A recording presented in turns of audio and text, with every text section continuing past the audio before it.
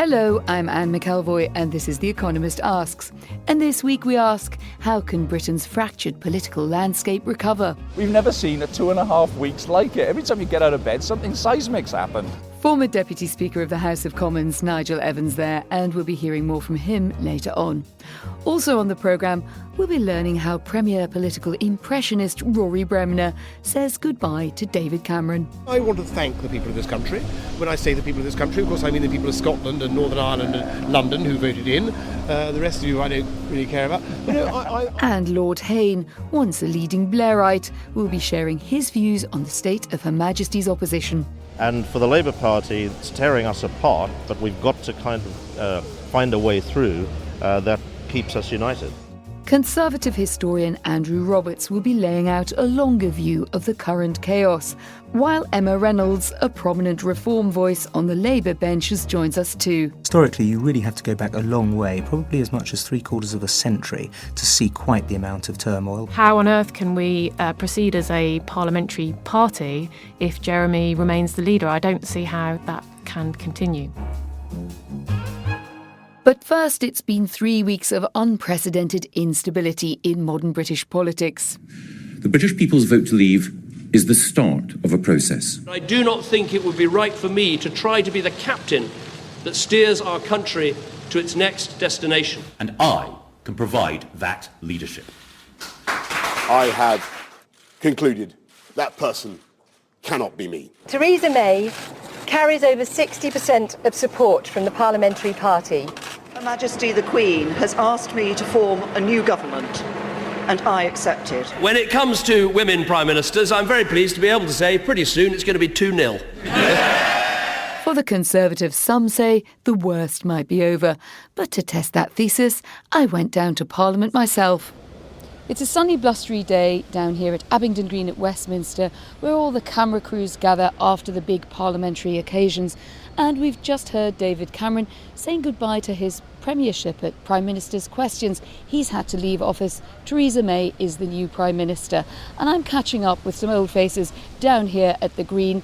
Nigel Evans, who was a Deputy Speaker of the House of Commons and friend of David Cameron's, and the impersonator Rory Bremner, who counts David Cameron in his canon of political impersonations. So tell me a bit about David Cameron. I suppose when you impersonate someone, you do get a bit of their DNA, their personal, their political DNA. Well, you get a bit of their DNA, but perhaps not in the sense that you're imagining. No, I think the thing about Cameron, I mean, he was always the consummate performer. What always amazed me about him is that, he was like the swan, we all know, and everything is going underneath. There was always that sense of the essay crisis underneath. But he was very smooth and a very, very polished performer. So you had to dig a little bit deeper beneath the surface to find out really what is worth satirising, if you like. I was just wondering, because he's going to be making his final speech in a bit. So he said, I want to thank the people of this country. When I say the people of this country, of course I mean the people of Scotland and Northern Ireland and London who voted in. The rest of you I don't really care about. But I think what I would say is, when we started, people say, are we going to make the rich richer? Are we going to make the poor poorer? I think we managed to do both. I think we started with a divided party. Now we've got a divided country. We've gone back to traditional values. Certainly, if the pound is anything to go by, that's back to where it was about 30 years ago. And I think all of those are great things. But above all, we've won Wimbledon, and that's not been done since Stanley Baldwin. When did you last sleep, by the way? All these political people, these political reporters have not slept since April. Such a crowd. It's been I've been knocking around Westminster for 24 years. We've never seen 2.5 weeks like it. Every time you get out of bed, something seismic's happened. What Rory, I think, put his finger on there is that way that David Cameron is always very polished, very polite, skates over things that he perhaps doesn't want to talk about. You as Deputy Speaker had to deal with that side of the government operation, but also the benches. Those Tory benches are very divided now. You wouldn't fancy your old job back, would you? Oh, I don't know. I tell you what, he mentioned just now that he'd answered about 500,000 questions. He said, and I'll leave it up to you to decide whether I did answer them or not. The fact is, he always had something to say. And today was surreal in many regards, seeing your old boss standing up and making basically a goodbye speech. Listen, Rory was right. The party has been divided on Europe ever since I was a boy, ever since Europe was invented. And now absurdly, one of his legacies is we're leaving the European Union. Yes. If it hadn't been for David, we wouldn't have had that referendum. He gave it to us. You're a prominent Brexiteer, yeah, and yet you've spoken very kindly about Cameron today. I mean, that may be because you have a good personal relationship with our now only just ex-Prime Minister. But do you feel those benches are a bit divided? Some of them are prominent Remain and don't think he should have held the referendum at all, or that he miscalculated, and the others are now roaring Brexiteers like yourself. Yeah, it's a divided party. You've got that. Well, there are some ministers there who got tin hats on and still fighting the last war, but for the vast majority of MPs, whether they voted Remain, they've now said, well, we accept we are where we are. And to be honest, the other legacy of David Cameron is Britain's second woman Prime Minister. And one of the things that she told our parliamentary meeting just a couple of days ago was Brexit means Brexit, and I'm going to make a success of it. So she, I think, has now got the party united behind her. I think nobody could be left in any doubt whatsoever. By the time of the next election, Britain will be an independent country outside of the European Union, and I believe a more successful country because of it. Nigel Evans and Rory Bremner. Now, while the Conservatives are making their way to the Brexit lifeboats, Labour appears to be sinking without trace, at least as far as the polls are concerned. And Labour MPs haven't been slow to cast blame on their embattled captain, Jeremy Corbyn. Mr. Speaker, we have a Labour Party that isn't presenting a powerful opposition and a credible alternative government. That's what I'm determined to provide. It's leadership that we need. Labour needs a new leader, and that woman is Angela Eagle. I'm not here for a Labour Party that just takes part. I'm here to win. So a major rebellion is on, and back outside Parliament, I met someone well placed to read the runes for Labour. So Peter Hain has just joined me here, and Peter has been a minister in the Blair governments, also under Gordon Brown, and then of course in the opposition. It must seem like a very odd time in the Labour Party to you at the moment. It's a time of turmoil, and in a way it reflects the kind of populism and discombobulation that's going on in politics right across democratic societies. We've had our own version through Corbynism in the Labour Party of what Republicans have experienced through Trump in America, Democrats through Bernie Sanders. Right across Europe you've seen populist forces on the right and the left. And for the Labour Party, it's tearing us apart, but we've got to kind of find a way through that keeps us united. Is Corbynism rising or waning?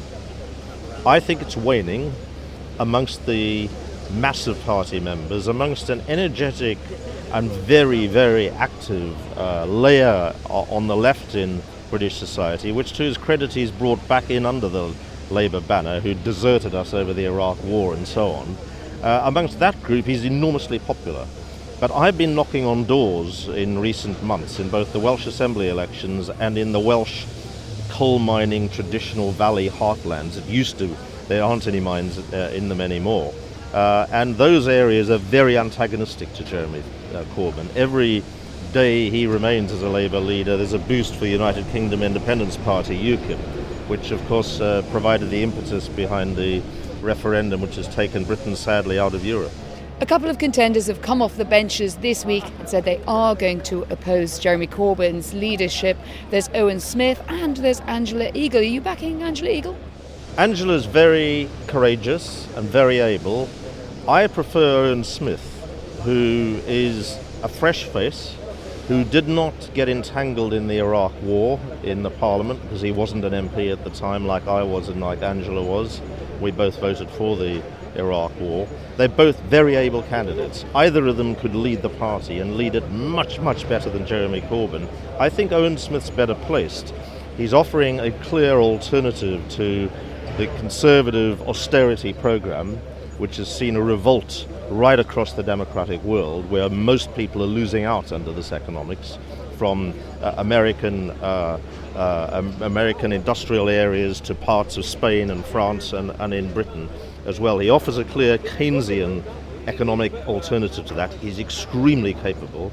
and is committed to Labour's values of social justice and equality. So I think he's probably better placed. But how would you get there? We see that Jeremy Corbyn has got a fantastic organisation on the ground who's looking pretty chipper at Prime Minister's questions. The valedictory one to Mr Cameron. Everyone thought Jeremy Corbyn might be out and on the skids. It's David Cameron who's gone.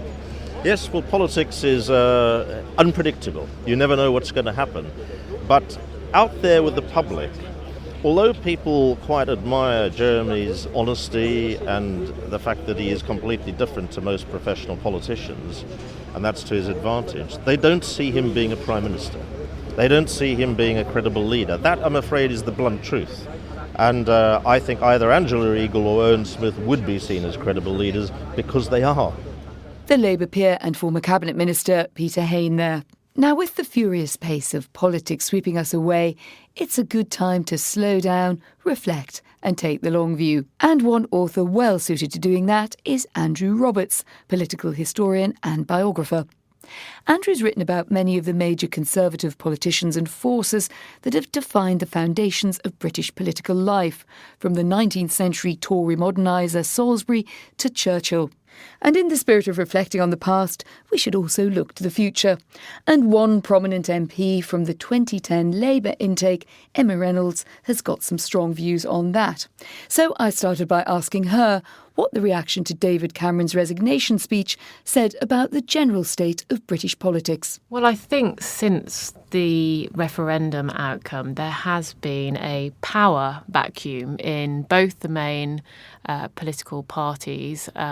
The Conservative Party, because it triggered a leadership election, and in our own party in a slightly different way. But obviously the Conservatives are perhaps more ruthless than the Labour Party and have really moved quickly to sort out their succession plan. And it's quite extraordinary to think that at the weekend we didn't know who the next Prime Minister was going to be. And by this evening, we will have the new Prime Minister. So they haven't wasted any time. And I don't think David Cameron himself thought that it would be his last PMQs this week if you'd asked him that question at the weekend. For my own party, the situation is obviously a lot less clear. We now have a leadership contest, and that will take place over the coming weeks and months, and we will know the outcome of that in late September. We'll come back to you on the Labour Party's excitements in just a moment. But Andrew, Emma refers there to that ruthlessness of the Conservative Party. And it's often said, you've written about the Conservative Party from the 19th century through Churchill, and you comment a lot on it today. Is this an example of that ruthlessness, or is it just a bit of what a carve-up? No, Emma's absolutely right. The Tories are much more ruthless. Labour historically tends to stick by their leaders, allows them often to lose a general election before knifing them, whereas the Conservatives are much more heartless as a party in that regard. And that's what's happened here, certainly. If David Cameron hadn't resigned, he would probably have been forced out one way or another by pro-Leave Tory MPs, and so he's done a very decent and straightforward and honourable thing. So just to be clear, you do believe that David Cameron was held hostage by the referendum result, that Brexit result did for him? Undoubtedly, yes. Emma, do you agree? That's absolutely the case. And I found it quite interesting, the press conference that Boris Johnson and Michael Gove held hours after the referendum. Two prominent Brexiteers. They looked actually quite upset and surprised that the Prime Minister had resigned, which I found extraordinary because I thought that the Prime Minister's position would become untenable and that either he would resign immediately or he, as Andrew said, would come under intolerable pressure to resign in the weeks after the referendum. What do you think the impact is, Andrew? If you could draw back the long lens historically on the Conservative Party, David Cameron out after 6 years before he thought he would be going. Theresa May coming in, second Conservative leader to be a woman after Margaret Thatcher, of course. A lot of turmoil for the party. A lot of turmoil, and historically you really have to go back a long way, probably as much as 3/4 of a century, to see quite the amount of turmoil because of the people who were knifed in the process of getting this result. It's more reminiscent really of May 1940, of the time that the Tory Prime Minister Neville Chamberlain fell in a national government, and then a coalition being formed with one of his cabinet ministers taking over when the Labour Party refused to go in office under Chamberlain. So you're making a comparison with wartime there, which might strike people as quite dramatic. Well, these have been very dramatic days. They really have. I can't think of any time since then that this kind of mass political bloodletting has been seen. Was there a moment when it came home to you? I'm going to ask you both this, when the political turmoil of the last 2 weeks suddenly hit home. For me, there was. It was a cartoon in one of the papers in which a young student is leaving his university digs and it says politics on the door, and somebody asks him, and what period of politics are you studying this year? He answers, Thursday afternoon to Friday morning. Emma, for you also viewing this with Labour's battles, Jeremy Corbyn, still leader, but an impending split possibly in the party. What was the moment this came home to you? Well, it's been a dreadful few weeks, to be frank. We had the murder of our colleague Jo Cox. The week after that, we had the referendum result. I was deeply saddened and disappointed by the outcome. I accept the outcome. And then we have had over 60 resignations from shadow ministers under Jeremy Corbyn's leadership. I have never experienced anything like this in politics. I've only been an MP for 6 years, but I've been involved in politics for longer. And frankly, if this had happened to any other leader of our party, if it had been Ed Miliband, if it had been Gordon Brown, if it had been Tony Blair, they would have resigned and done the right thing and stood back by now. How on earth can we proceed as a parliamentary party if Jeremy remains the leader? I don't see how that can continue. There is a split between Parliament and the grassroots. He's gambling on the fact that he can win a popular vote in the grassroots, new members and the left of his party. But is there any sense that he is reaching out to parliamentarians like yourself who are clearly none too impressed with his leadership? No, Jeremy's not reaching out to me or others. He seems to be saying that it doesn't matter what Labour MPs think. And no other party leader that I have worked with or come across takes that position, because we do live in a parliamentary democracy, and it is really important that the leader of the Labour Party commands the confidence of Labour MPs. And on the grassroots, there has been significant movement of my own party members in my own constituency in Wolverhampton, some of whom voted for Jeremy Corbyn, but have now seen that he cannot lead the party. And so there is some movement in our membership as well. But certainly the parliamentary party has 80% of us have lost confidence in him. And the thing for Jeremy and people around him, like John McDonnell and others, is that they are intent on having a fight with the rest of the Labour Party and in trying to keep that power over the Labour Party rather than taking the fight to the Conservatives. We don't even have a shadow Europe minister right now on our shadow front bench at a time when the biggest challenge that we face as a country is leaving the EU. We don't have a shadow Europe minister, which is a real indictment of his leadership. Well, we should say that you didn't want to serve under Jeremy Corbyn, and I know you're something of an expert on Europe and European policy. He might say, well, if people like Emma Reynolds would serve under me, then maybe I would be able to have a minister. I am not prepared to serve under a hard left leader of the Labour Party. And I'm not the only one. I'm amongst the 80% of Labour MPs who do not want to serve in Jeremy Corbyn's front bench. Because? Because I don't think that he will do us any good. According to the party's own polling, we're going to lose 1 in 3 of the people who supported us at the last general election. That would be a dire result for the Labour Party across the country, and it would mean that the Conservatives would basically get pretty much a free ride at the next general election.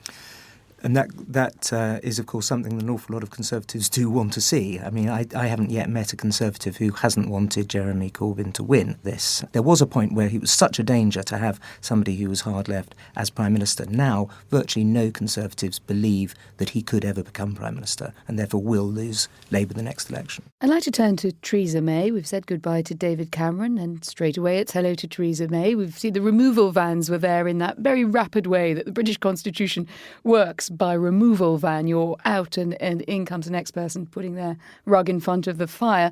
Theresa May, Andrew Roberts, impressive to your mind? Yes, she's obviously a hard-nosed politician. She doesn't do deals in the way that David Cameron and many other politicians do. There's a coldness to her, which she's going to have to work to endear herself to the British public, it strikes me. But nonetheless, she has been handed this sort of open ticket at the moment by the Labour Party. I don't think she's going to take advantage of it in calling a general election, but nonetheless, it does allow her really totally free rein for the moment. How does she balance the cabinet? And if you have any longer lens on it historically, please do bring it in. She has Brexiteers who want Brexit means Brexit, she said. That kept them happy for about 5 minutes. But of course, she also has very prominent Remainers and people who know the officers of state well, who were largely on the Remain side. How is this going to add up? Well, going back to the May 1940 precedent, she has to bring everybody into a big tent. She has to be the first amongst equals. She has to bring in people who opposed her, even who were, quite virulently against her. But at the same time, of course, there's only a certain number of seats around the cabinet table. She's also got to try to make space for her supporters, because there's nothing worse than looking ungrateful to the people who supported you. So it will be an amazingly difficult balancing act. I'm just looking at your book here on Salisbury, Victorian Titan no less, but basically the creator of the modern Conservative Party in many of its structures and operations. What could she learn from Salisbury? Well, he definitely did that. He was a tremendously intellectually self-confident man, so he didn't mind who was in his cabinet. They all had to represent some different aspect of power within the party. But he very much appointed people who he knew would test him. Emma? Well, I think what's interesting about Theresa May is that she will be the first Prime Minister for quite some time and leader of the Conservative Party that, in a way, doesn't have the question as to whether we remain a member of the European Union hanging over her head, because we will be leaving. Obviously, the question as to what our membership looks like is much, much more complicated than that. But she won't have the same problems as John Major and David Cameron has had, in that she won't come under pressure to have a referendum because we've already had one, and she won't come under pressure to those competing pressures in the Conservative Party from those who want to remain and those who want to leave. Because as Democrats, we have to accept the will of the people. We have to accept the referendum result. So in a way, that is easier in some ways. But the arrangement that we are going to go into with the EU is a much more complicated issue. Do you see a clear way forward there that you could put in a nutshell? Well, there are two different things going on here. Everybody's talking about Article 50 and when we should trigger it. That is one part of the conversation, but that is just about withdrawing from the EU. The alternative arrangement that we're going to have, the trading relationship, the cooperation, the level of cooperation, what happens to security arrangements, what happens to everything else, what happens to passporting and financial services, all of these other issues won't necessarily be agreed within the parameters of Article 50. And I think people are mixing those two things up.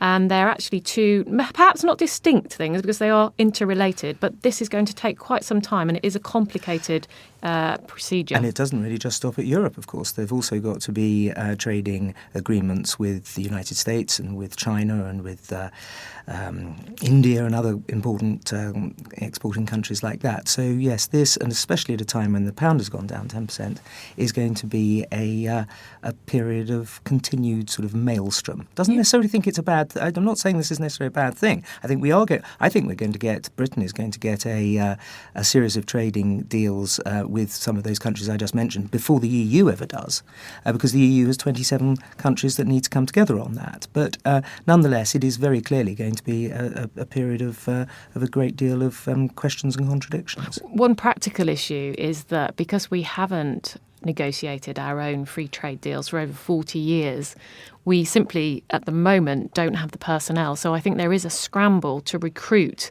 trade negotiators and experienced people to actually perform these sort of duties in government. I'm told there are lots in New Zealand. We might have to have a whole load of New Zealand civil servants to come over and do it for us. With special visas. Last thought from you both. Emma, do you think that Jeremy Corbyn will just continue to hang on? He's clearly very difficult. He's a sticky guy to get out of office. Is there a historical parallel or something that you would take inspiration from, someone who wants the party to move in a more centrist direction? I hope for the sake of the Labour Party that Jeremy Corbyn won't win the leadership election that we have just kick-started, because I think if he does, there is a real prospect that the party might split. And frankly, if we had any other more proportional election system, we wouldn't have one Labour Party. There would be two parties, and he would be in a hard left party. Would that be the good thing? In the first past the post system, it is better for Labour. We still have a decent brand. It is taking a bit of a knock, to be frank, and it has done in recent weeks and months. But I want to retain the Labour Party brand, and I want to make sure that we are a party that seeks government to put our principles and values into action rather than becoming a party of protest, which is what we're coming under Jeremy's leadership. It's really part of the Marxist-Leninist playbook. You do not give up power under any circumstances, especially as they've waited for so long to take over the Labour Party. They were defeated in the 50s, 60s, 70s in their attempt to take over the Labour Party. They've succeeded in doing it, and they're not going to give up now. Andrew Roberts signing us off from a momentous week in British politics. And speaking of that Marxist-Leninist playbook, I must run up to Books and Arts and see if I can borrow the Economist copy. That's all from our programme this week, and of course you can follow all of our political coverage at economist.com. You can also find an earlier interview I did with Philip Hammond, now the Chancellor, under The Economist Asks, wherever you listen to Economist Radio. In London, this is The Economist.